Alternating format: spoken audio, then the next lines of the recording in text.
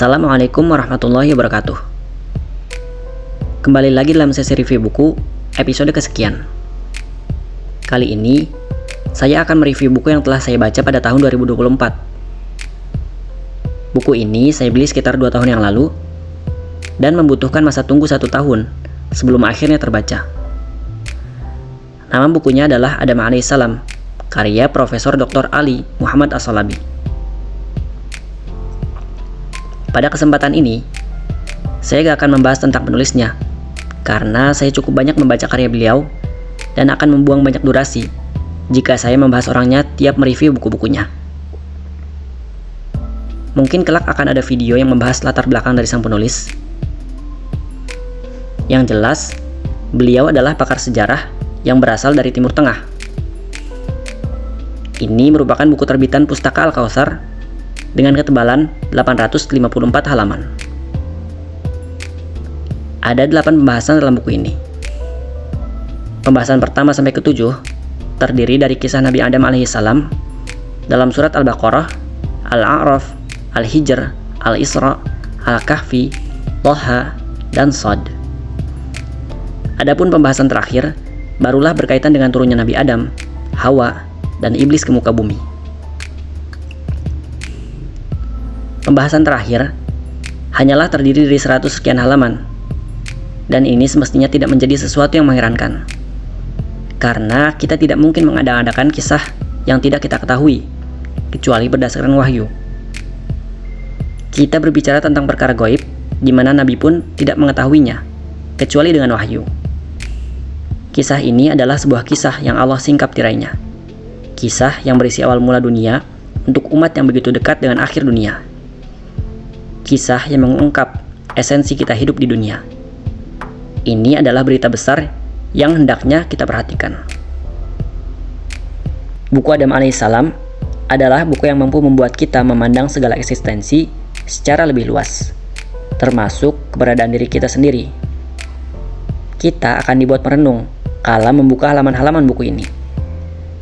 Rasanya seolah seperti peristiwa gaib itu baru saja terjadi. Kadangkala lisan mengeluarkan kalimat pujian pada Allah.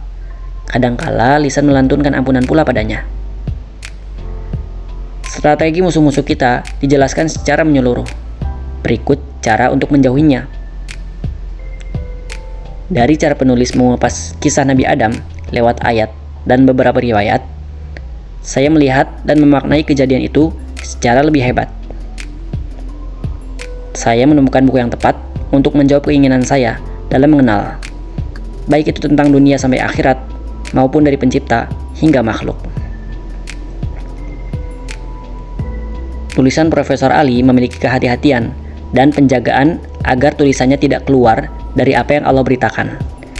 Beliau menyertakan pula pendapat sejarawan maupun ulama, baik itu yang kurang berdasar atau kuat. Namun, beliau tidak akan menyatakan mengambil suatu pendapat apabila keluar dari wahyu Allah serta hadis Rasulullah SAW. Banyak yang baru saya ketahui ketika membaca buku ini. Misalnya ketika dikatakan bahwa akar bahasa di seluruh dunia adalah bahasa Arab. Masjid pertama di bumi adalah Masjidil Haram, lalu Masjidil Aqsa, dan semisalnya. Bahasanya mudah dipahami. Untuk pemula yang memiliki alasan kuat membaca buku sejenis ini, bukunya tidak akan membosankan, walau sekilas pembahasannya berulang. Ada ayat-ayat yang jika sekilas saja kita melihatnya, maka kita berkata sama. Tetapi jika kita jeli dan menyimaknya, maka kita akan menemukan hal-hal menakjubkan.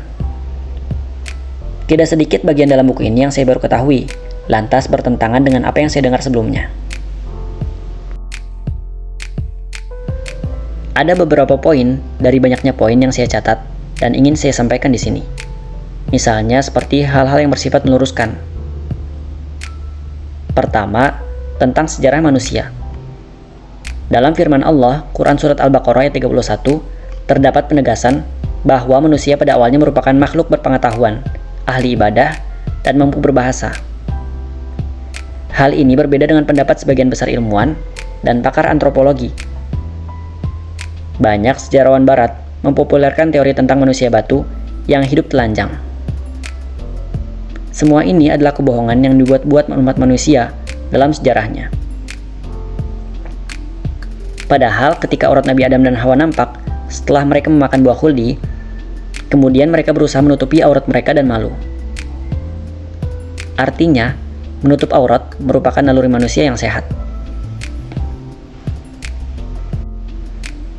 Di antara teori-teori yang paling terkenal, salah satunya adalah teori Darwin, yang muncul pada era di mana tertanam dalam benak banyak orang di Eropa sebuah paham bahwa ilmu pengetahuan dan agama adalah dua hal yang kontradiksi dan tidak bisa bertemu.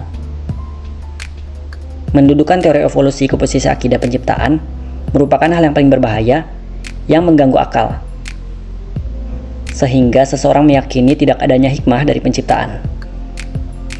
Padahal, kita diciptakan untuk tujuan mulia dan hikmah yang paling agung. Kedua, tentang kisah yang diambil dari riwayat Israiliyat. Israiliyat berdasarkan sumber yang saya baca, artinya ialah berita-berita yang dinukil dari Bani Israel, di mana kebanyakan berasal dari Yahudi atau dari Nasrani. Riwayat Israiliyat yang tidak terdapat dalam syariat artinya tidak bisa diterima.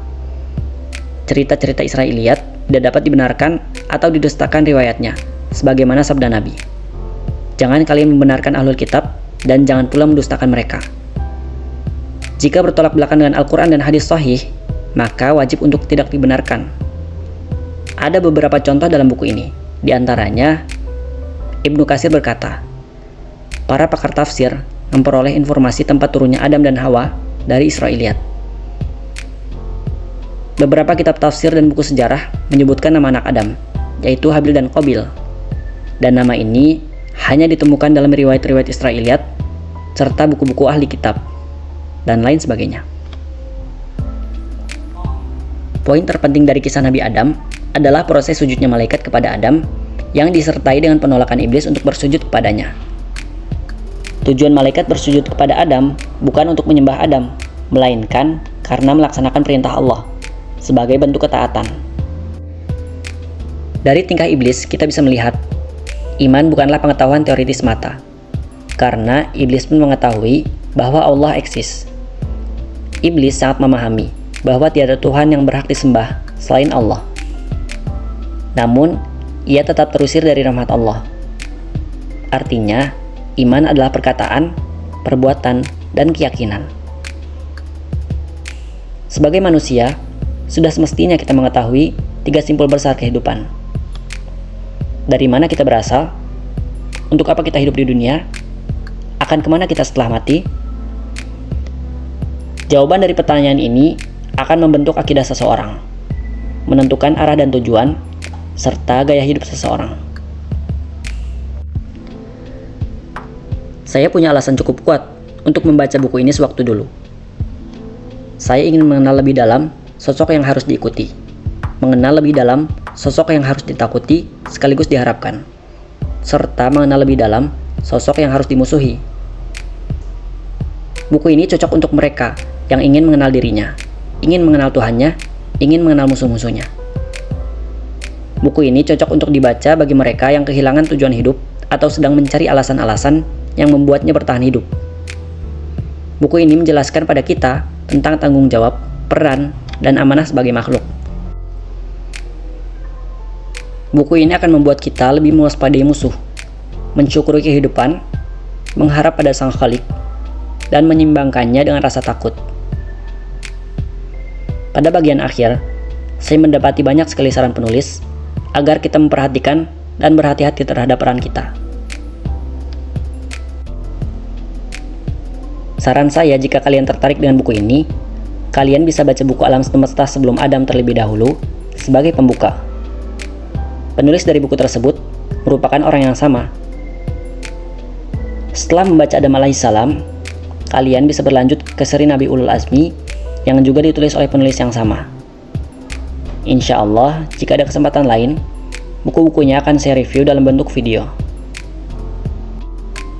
Sekian video kali ini, semoga bermanfaat.